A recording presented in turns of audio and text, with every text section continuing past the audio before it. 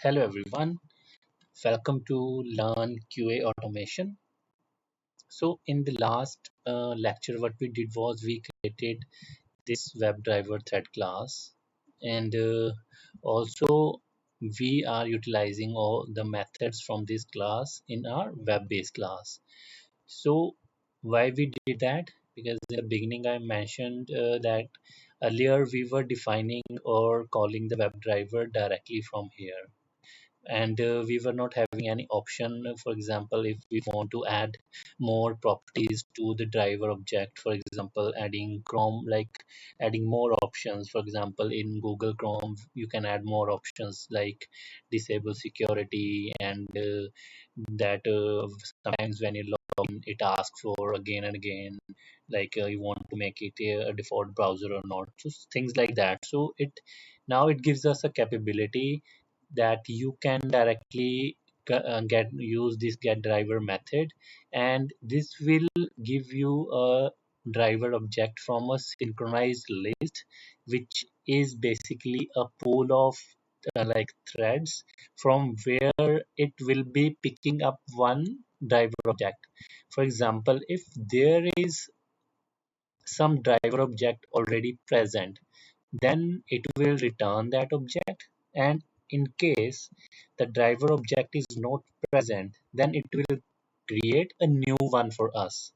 And the most important thing for creating this thing was that whenever we'll create multiple driver objects, then they will not interfere with each other because they will be binded in separate thread. So hence we created this utility in this manner. So this is a one-time effort only. If you can go through this class once more, then you'll get a better understanding, because there are easier ways as well, because you need not to create this thing. But I gave you one option here.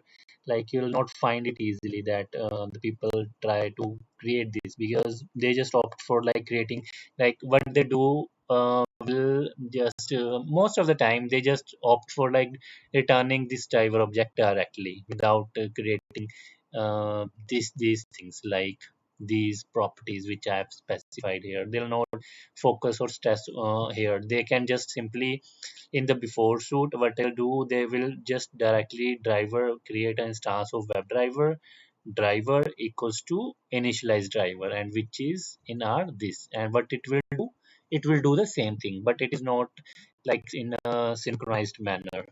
But we did some extra work, but it's a one-time effort. So in this, what we did, all these things, but I think one thing was left, this thing. So I did not create this method in like intentionally, because I don't want to create too many methods in the last lecture. So I'll uncomment this, and this is asking that we need to create this method, and where it will go, it will go in the same like WebDriver thread class. So what I'll do, I'll go at the bottom, and I'll start creating web void quit driver. I think the name was, I'll name it as same, and this is the driver. So now what I'll because what I'll do is the driver name is okay, now it is gone. What I'm going to do in here is, because when our test case execution is complete, so what we want to do is after the complete execution we will be closing all the driver objects. And in this case, right now, we are only initializing one driver dot get, and we know that once when we'll be running this test case, only one driver object will be created. But in case you have parallel execution in place, when we'll be moving forward, I'll run some tests or create one test in which we'll be executing test case in the like two test cases parallelly, or executing that. In that, there are multiple driver objects, and that will be taken care with this method which is here, like quitting the driver, because it will one by one get the driver objects which are located in the thread pool, and it will quit that driver one by one. And because we don't want that we take a will keep track of driver objects, like how many drivers are initialized. So this is will be very helpful. So what I'll do in WebDriver, I'll just do what we want from this. In case if driver object is what the name of our driver object is WebDriver, that web null is not equal to WebDriver. Okay, so what we'll do, we will WebDriver dot quit, we'll quit the driver. And after the driver is quit, then what we'll do, will declare, will make it null, because if there are no driver instance left, because we after quitting it will initializing it as null. So this will return a fresh copy when once will start with the fresh execution of the test cases. So this is it for this one, the function which is left.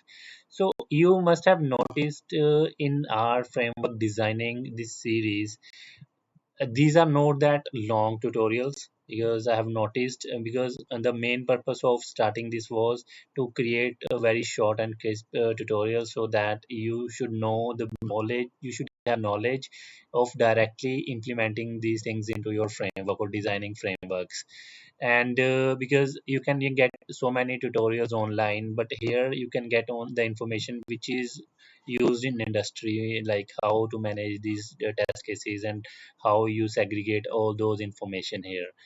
So that was the reason. So here the test case will still function as it is. So if you notice, we have covered most of the things, like I have written here, we'll be reading it from property files, and from the drivers are initialized from the separate files. So we have achieved this as well, I'm removing this as well.